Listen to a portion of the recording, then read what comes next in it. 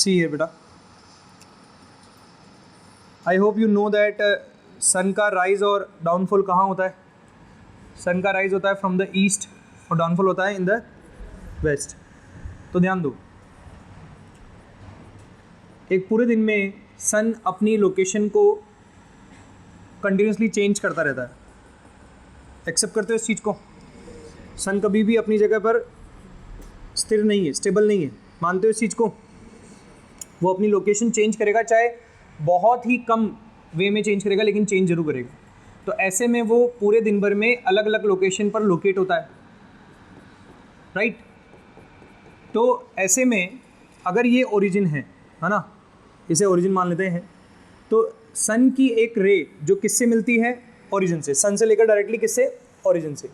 ये रे ग्राउंड के साथ जो एंगल बनाती है, उस एंगल को हम कहते हैं एल्टीट्यूड ऑफ सन। क्या कहते हैं? एल्टीट्यूड ऑफ सन, ठीक है।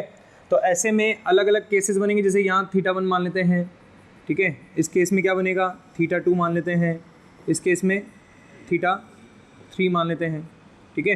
तो इस तरह से अलग अलग एंगल्स बनते जाते हैं। तो ये जो एंगल्स बन रहे हैं इन्हें हम क्या कहते हैं? एल्टीट्यूड ऑफ सन के नाम से जानते हैं। The angle made by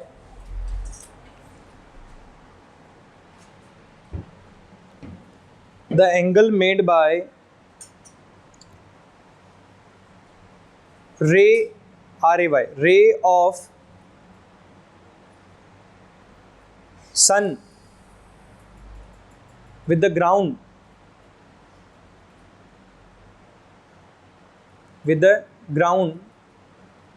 is called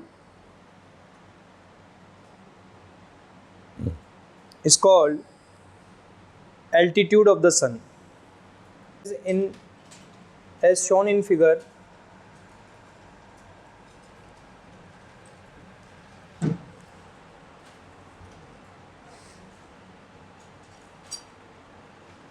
in figure, altitude of sun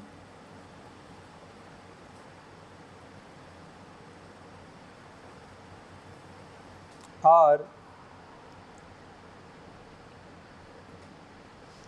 θ1, θ2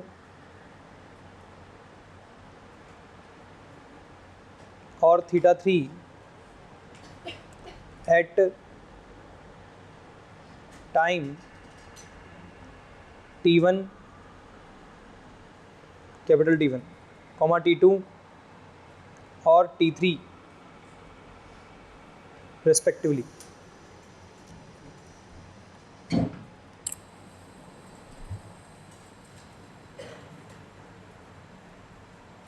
ठीक है। तो बेसिकली एल्टीट्यूड ऑफ सन एक एंगल को रिप्रेजेंट करता है।